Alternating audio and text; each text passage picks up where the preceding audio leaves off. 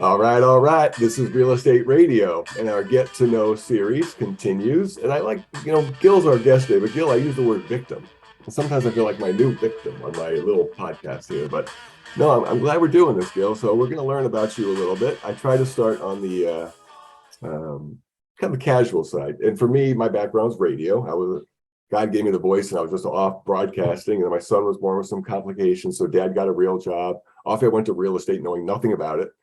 But I've learned along the way, all these great vendors that come into the space, sometimes they don't always mesh with the industry. So we'll get into all that, but it's really exciting for me. But the radio side, never know where this is going to go. But Donnie and Marie had that thing. Are you a little bit country? I'm a little bit rock and roll. So for Gil, what does that go to? Do you have a kind of a go-to when it comes to music, a genre that kind of floats your boat, as they say?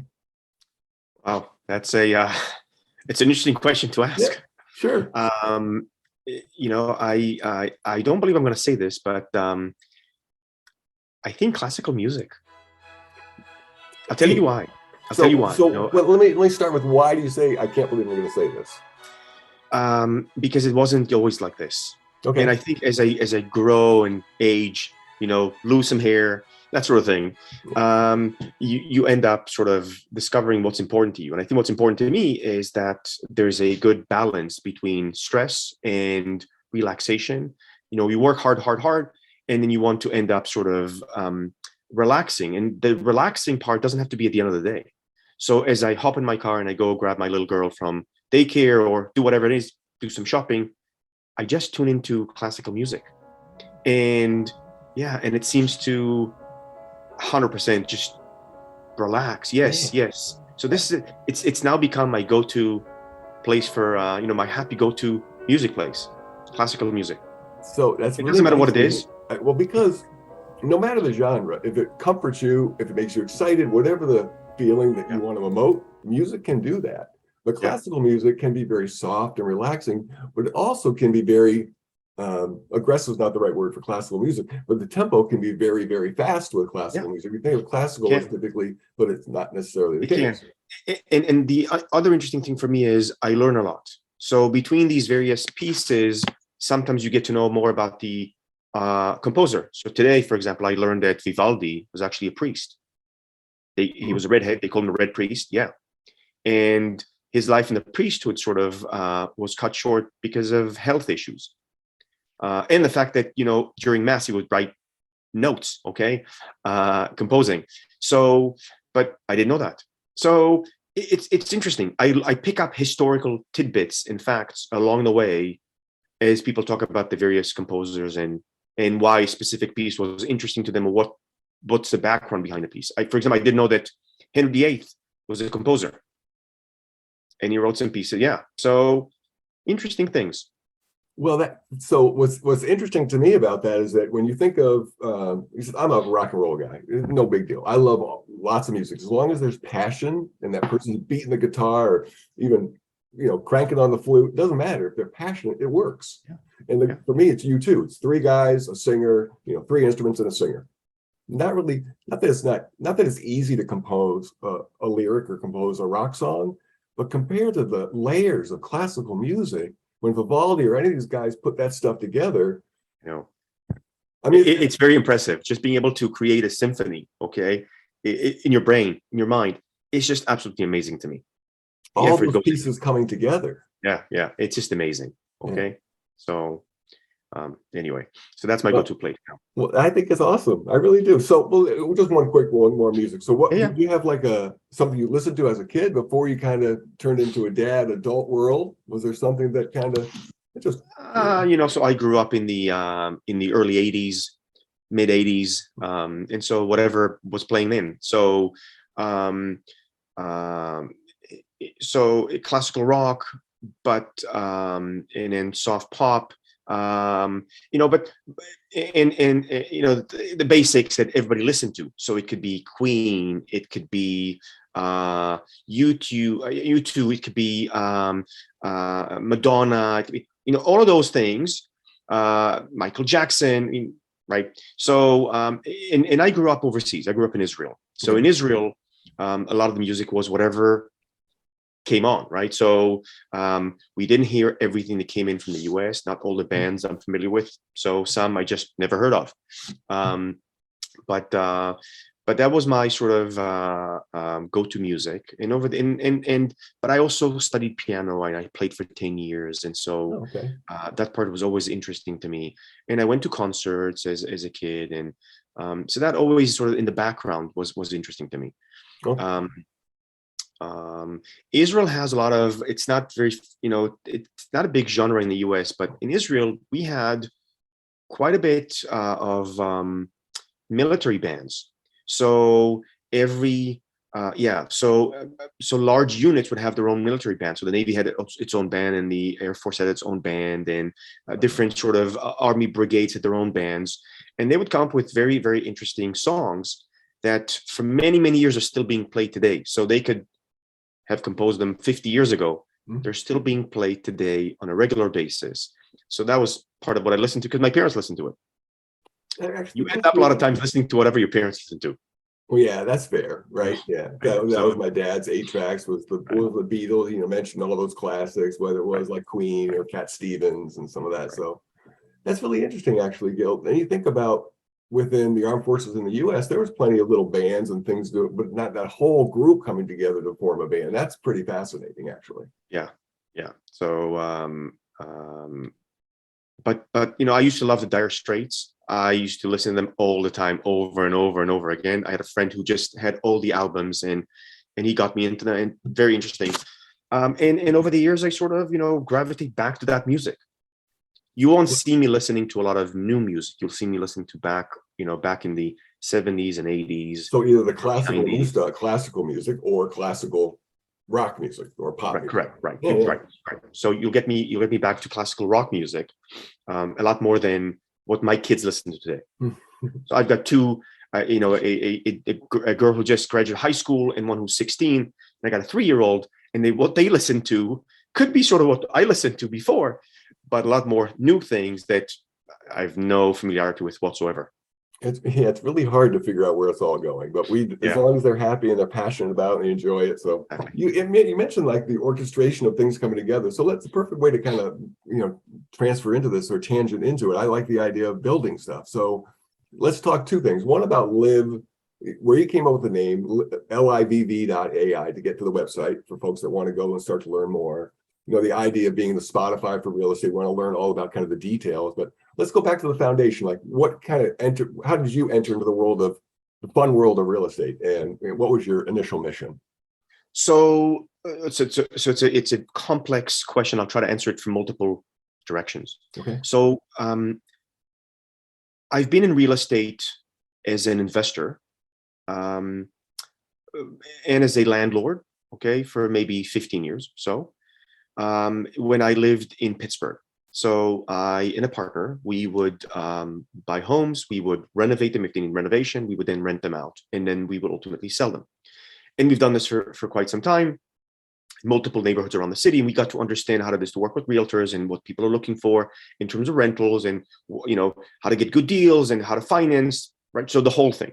But from an investor perspective, I then moved back to Israel, and I spent the next 5 years in Israel just doing startup stuff, which is what I was doing in the US to begin with. And I sold all my portfolio in the US in terms of real estate and didn't do any real estate. And then I was asked by my two co-founders to come and help them with this real estate business. So they started the business. They wanted somebody who could help them with the business side of things.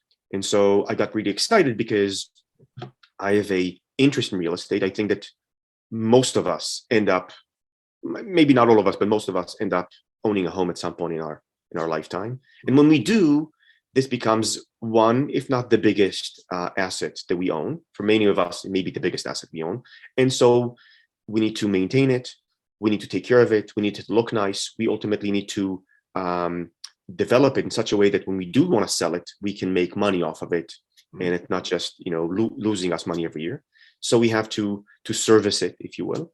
And in the process, and even though I, bought lots of properties as an investor, even though I would have been more experienced than your typical average home buyer, the process for buying and selling a home was just as convoluted to me, and lengthy and difficult and painstaking and sort of not optimized, if you will, for me as an investor as it was for a typical buyer and seller. It doesn't matter if I had a lot more experience or less experience. The process took just as long for me to do it, even though I had lots and lots of experience. So part of what Liv wanted to do was completely change it, soup to nuts, change the whole thing.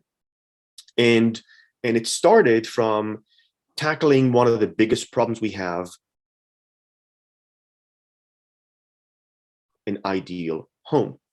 And I categorize this problem as one of the big three, maybe four. How do you find the perfect investment? How do you find the perfect partner? How do you find the perfect job? And when I say perfect, it doesn't have to be perfect. As close to what you think ideal would look like. Okay, so it doesn't have to be perfect for you, right? So these four problems haven't really been solved, and what you end up with is buyer's remorse, a lot of issues. People get divorced from their job, divorced from their partner, divorced from their investments, and divorced from their home. Okay, so we said, can we change all of this and make it a lot easier, a lot better? Can you live a better life? Okay, can you live a better life? And that's how Liv came about. It was trying to address that. And today it's sort of morphed, and I'll talk more as we go on today in our chat and explain what we morphed into. But that's how we started, and we started trying to understand how can we help impact that search and that finding of this place. And we said what we want to do is we want to ultimately find ways to allow people to search in a better way, because the basic search, which is bedrooms, bathrooms, zip code, budget, what we call the BZZ, okay, it isn't yielding any real value. It's taking you 3, 4, 5 months to find something. It ends up with hundreds, if not thousands, of properties that aren't what you're looking for, and tens of thousands of images. And so we build computer vision models that allow us to literally see a home like a human does, understand immediately whether it's spacious, whether it's beautiful, whether it's remodeled, renovated, whether it's full of light, whether it's with an open floor concept, does it have a beautiful premium kitchen, does it have a beautiful premium bathroom, all of those things immediately, looking holistically at a home, just like a human does, right? When you go into a home, you don't need to measure the walls to know it's spacious. You don't need to measure the amount of light to know it's well lit, right? So we do the same thing. That's the origin of Liv.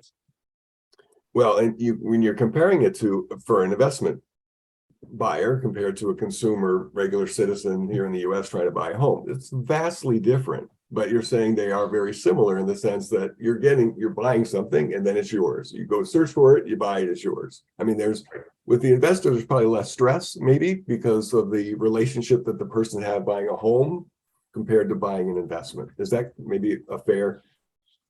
To some extent, the issues. So the investor has to make sure that when they buy something for investment, if they flip it or they rent it, will there be a renter looking to buy or to rent, or will there be a buyer looking to buy a home like this after I renovate it, if I'm renovating it? And so what is my demographic look for?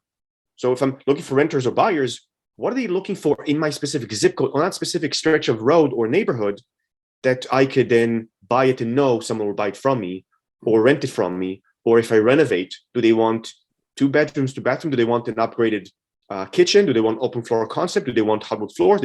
What do they want?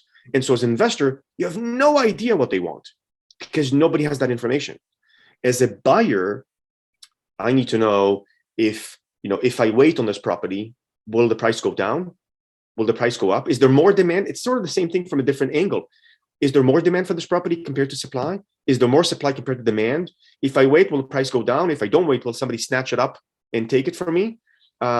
Should I wait? Maybe a better one will show up in 2 weeks if I just wait, right? So we morphed our business to being able to tackle these questions for buyers, sellers, and investors, because we realized that if we do tackle these questions and answer them at no cost to buyers, sellers, and investors, potentially they'll find a better home, they'll keep it, they won't have any buyer's remorse, and they'll keep more money in their pocket. They'll pay less for this, or be able to sell it for more money.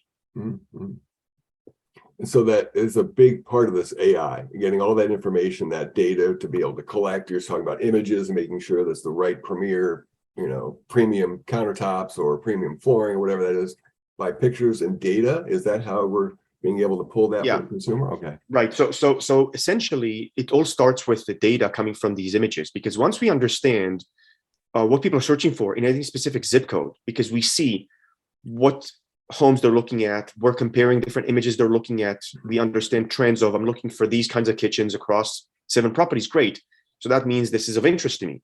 And so we start looking at what every person looks for in a specific zip code. And now we're able to understand of the existing inventory that is in a specific neighborhood, what has more interest, what homes with what characteristics have more interest. Is it the spaciousness? Is it the curb appeal? Is it the fact that they're open floor concept? Is it premium kitchen? Is it full of light? And so now we can compare existing inventory with home preferences, existing demand with home preferences, and understand if there's more inventory, then what the demand is for. Maybe price will go down because there's too much supply. If there's not as much inventory compared to demand, maybe price will come up because there's more need than what the market has to offer. We can also then look at historical data and understand, okay, so in the past month, 3 months, 6 month, year, here are all the homes that showed up with these kinds of preferences because we have all the historical MLS data. Well, now we can understand statistically, what's the likelihood of having a home with these specific preferences show up for you, the buyer, in the next 30 days. So if you're looking for a specific home, you can say, look, hold on, don't buy a home like this. There's a 90% chance that more homes like this will show up, historically speaking, looking at the last 1, 2, 3, whatever years. Mm-hmm. So we can now start making all these predictions and predictive analytics for people completely at no cost to them. Now, from an investor perspective, we can tell an investor, look, this is the demand in this specific street or neighborhood or zip code for this kind of home. So if you do end up buying a home, investing in it, listen, you'll have renters or buyers, because that's what we see. People are looking to buy or to rent. Or if you want to renovate it, forget removing the carpeting. Nobody cares about that. What they do want is an upgraded bathroom. Do that. Or they want curb appeal, or they want bigger windows, right? Whatever the case might be. Sure. So we now start telling people, as you get ready for selling your home, great, upgrade these features because you'll get a better price. Or as you're looking to invest, you'll have buyer demand or you'll have renter demand, or you won't. So don't buy this property, because people buy properties based on a Excel spreadsheet. And that's not really how, it's not the optimal way of making a decision. Sure.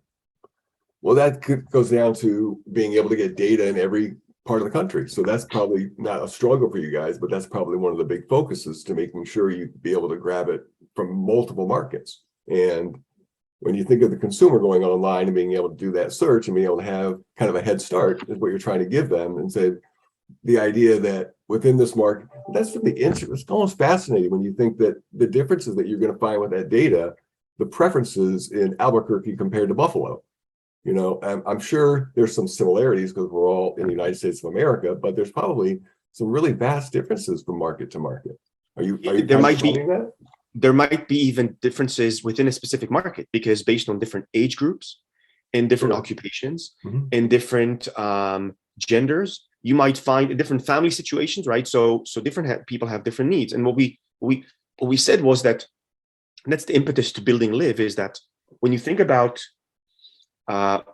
whatever platform you look at today, whether it's a Zillow, Redfin, Realtor.com, Rent, Apartment.com, doesn't matter what it is, the search is very generic.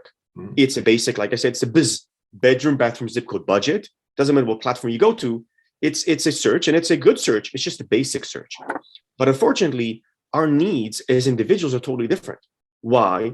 Because, like I said, different genders, different age group, different occupations, different, right? So we have family, we don't have family, we have kids, no kids, we're older, younger, our kids have moved away, right? Do we still work? We don't work. We like a yard, we don't like a yard. We want to have on-street parking, off-street parking. These are preferences that right now are hard to combine into the basic search, finding a home. But once you combine this, you now start to understand that even within a specific zip code, you might have different people. And what we do is we are trying to provide and serve to these individuals homes that meet their specific needs, and not homes that don't meet their specific needs. right? So our goal is, instead of you looking at 1,000 properties because they all have 2-bedroom, 2-bathroom at the $250,000 mark, we want to show you the 8 that meet your specific needs. Yeah. They have an open floor concept, a view of the river, hardwood floors, and a beautiful kitchen, because that's what you want, right? So suddenly the search can be shortened from 3 months, 4 month search, and I think the average today is between 70 and 80 days for you as an individual to look for a home in the US. Okay, we want to shorten it to a couple of hours. Why do you need to spend 80 days looking for a home? Yeah. I'm not saying you'll find a home in 2 hours, but online you can find it. Then you can talk to your agent and say, look, I want to see these 3 homes, right? Do you really need to spend 80 days looking for a home online before you talk to an agent? This is before you talk to an agent. You really don't, okay?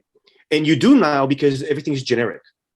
You get pummeled with thousands of properties, and in a hot market, thousands more come up on the market every month, and you get pummeled with more and more because the criteria is very generic.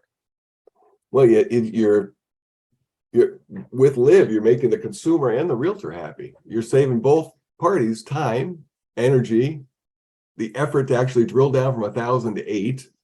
Now, all the stuff that you can do with data searching and sourcing and filtering, there's lots of stuff you can do, even with the beds and baths. What did you say? The beds, baths, zip, bizba?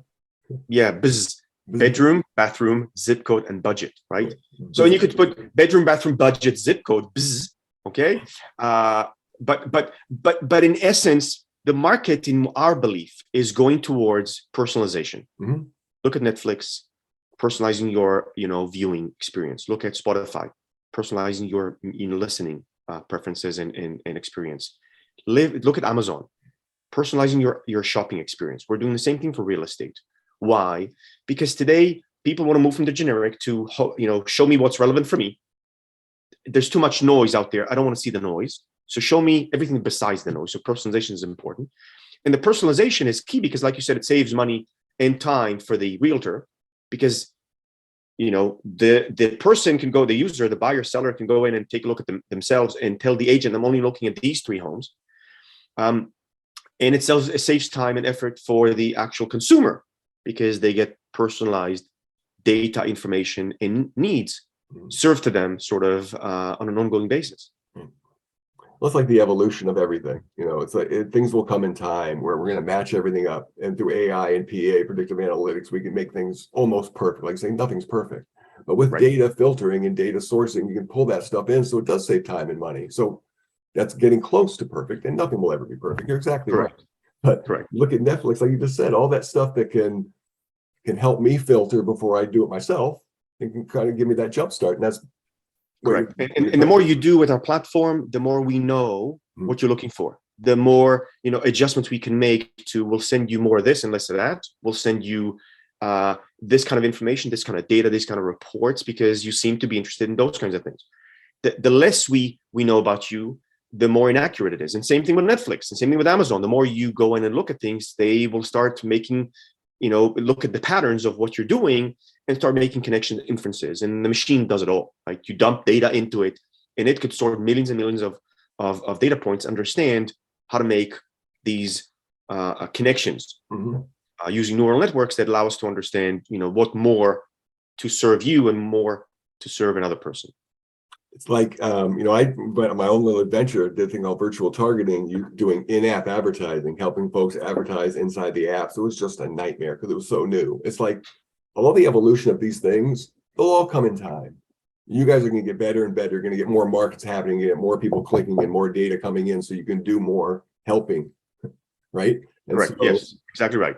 And I think, look, one of the things that we really emphasize is we want to make it for free for users. Why? Because users are so inundated with everybody reaching out to your pocket. Okay, and we say, look, this needs to be for free. It is right now. It's in no one's interest to give you this data for free, because they want to keep you more on their platform, because they want to make sure that you spend more time there. Because when you spend more time there, they do advertising and they'll get more eyeballs on advertising. We have no advertising, and we want to keep you less on the platform. And so we don't charge you any money, and you don't have to register. Okay. Now, so how do we make money as a business? So we said there is real value in understanding people's preferences. Why is there a value? Because if we understand your preferences, we understand what you're doing, what you're looking for, we can then match you up with a mortgage broker if that's what you want. And you'll indicate to us, I want to talk to a broker, and we'll know when you want to talk to a broker.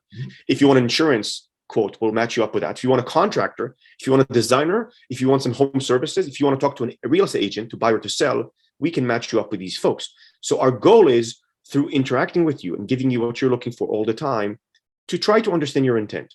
As we understand your intent, we open doors for you. We're not forcing you to talk to anyone, okay? But we open doors for you to say, hey, listen, if it looks like you're reading these things, it looks like you're looking at these things, maybe it makes sense for you to talk to an agent who can help you. It's no cost to talk to someone, okay? So if you're looking for help, here is some help. And then we make matches between agents who are looking to talk to people at the right time and consumers who want to talk to someone at the right time, and someone who can actually give them the services they're looking for. So it ends up that the buyers and sellers, or so the buyers of our consumers of our data that do pay money, are exactly those agents who are looking for leads at the right time to talk to, who are also looking for those exact services. So instead of those people going to Google and trying to find out who the best agent is in a zip code, we can tell them who the best agent is, who has the highest sale prices, and who can sell them faster than anybody else. And we can dish out this information to those consumers at no cost to them, and then match them up with those providers who are happy to pay for somebody who's a directed lead who wants to talk to them. And so the landscapers, painters, car repair, anything. So anything in the real estate space, exactly. They're always buying leads, and we're always happy to serve them with right leads with high intent, who are anyway looking to talk to someone because they're looking for a service. Now we know that they're looking because they're doing more on our platform. They're reading more, they're clicking more, they're looking more, they're searching, they're doing their right. And we understand over time, as we track their intent, we can see if it's growing up or going down or it's laying flat. And we can compare them with anybody else in their zip code and anybody else in their specific profile, gender, age, all of those things. And we could say, well, your intent seems to be higher than those other people. So, because it spikes. So we now can pinpoint intent. We can pinpoint what you're looking for. We can pinpoint when's the right time to talk to you about a specific service. And those folks are happy to buy those high intent leads compared to, the no intent leads they're buying today off of Zillow or anybody else, and making 100 phone calls to learn that 99 of those 100 aren't interested at all. Our goal is for agents to make one phone call and land that client because they were interested. It's like all the years of buying leads, and everyone's like, gosh, I wish this data was available sooner. Well, no, things come in time. You got to get the machines, the software, and all the stuff to be able to pull that data. Folks like you to make the rhyme or reason of it, and then spit it out. Right. Like, I don't mean to make it sound so whatever, simple, but it isn't. And I get that.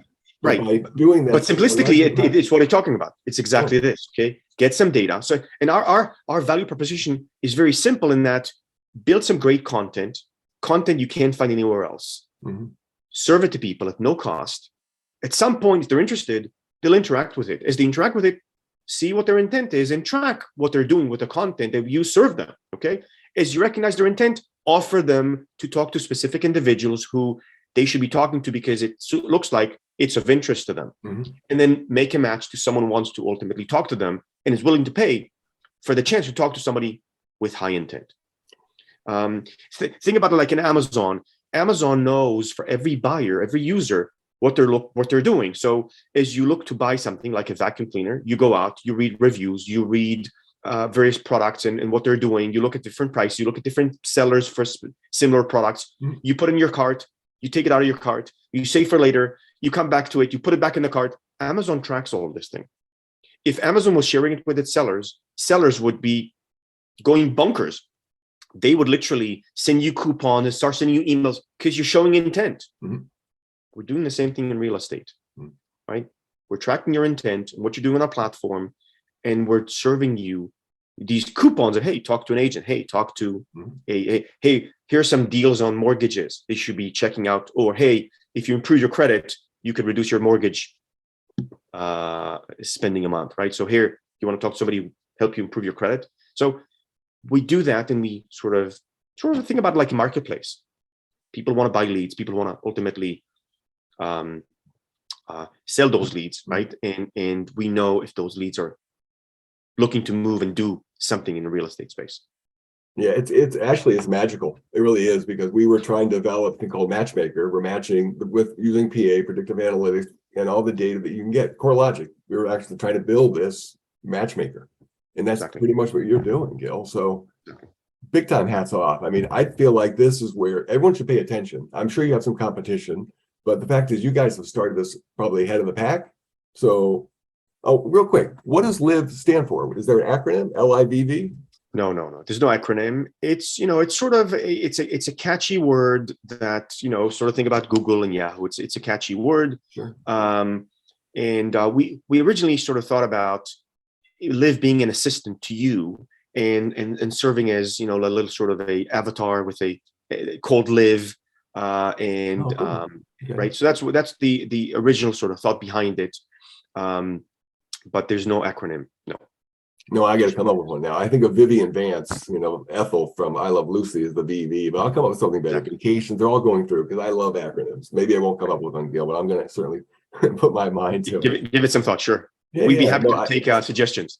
So in general, consumers go to livv.ai if they want to find you and learn more. We obviously want to make sure we promote that. I really wanted to do this. We've been trying now for over a month to get this episode together because I find this data stuff just darn fascinating. I'm not really the geeky guy that could build any of it, but I know the value in filtering it and organizing and presenting it to somebody and helping them make better decisions. Right. So if people want to see it, livv.ai, liv.ai, we are right now available full scale in 3 markets, in Phoenix, Arizona, in Houston and Dallas, Texas. The platform has multiple components to it. It has its own feed that's personalized for you, sort of like a Facebook feed that looks at your own property and things you want to look at in terms of buying properties or investing.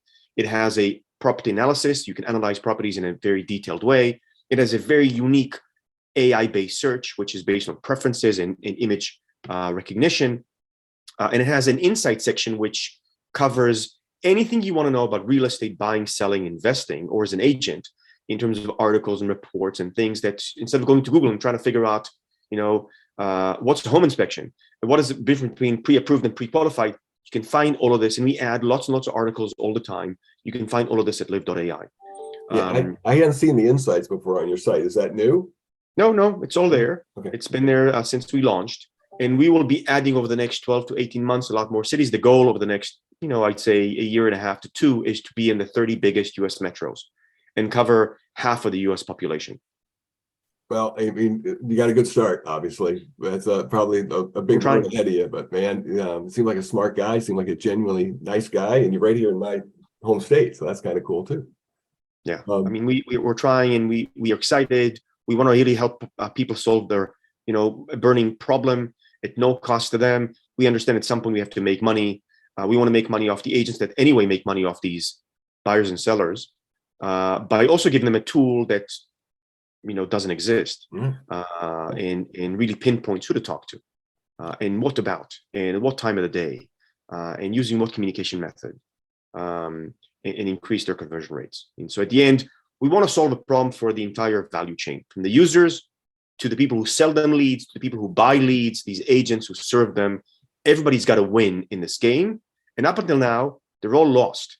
Users were stuck for months looking for properties and can't find anything. And when they bought something, they lost some of their money and had buyer's remorse. Right. Agents were talking to 100 people only to find one was interested and wasting their time buying leads that didn't convert. People selling leads were selling duds. They didn't convert, and so they had to replace their customers on an ongoing basis. It's a lose-lose. We said, let's change all of this. And we built a model that hopefully does exactly this, changes it, end to end, without it costing more to the people who are inside the various parts of the model. Mm-hmm. Well, you know what? You seem like you're very passionate about it, and that's exciting. That's the first step to any of this. So congratulations on the start. I'm going to keep watching. I know folks are going to be paying attention to you now because we know we have at least 10 watchers of this vlog. So you can love it. Start with 10 and grow from there. There you go, Gil. Thank you very much and good day. Thanks, John. Appreciate it. Thanks for your time. Bye, guys.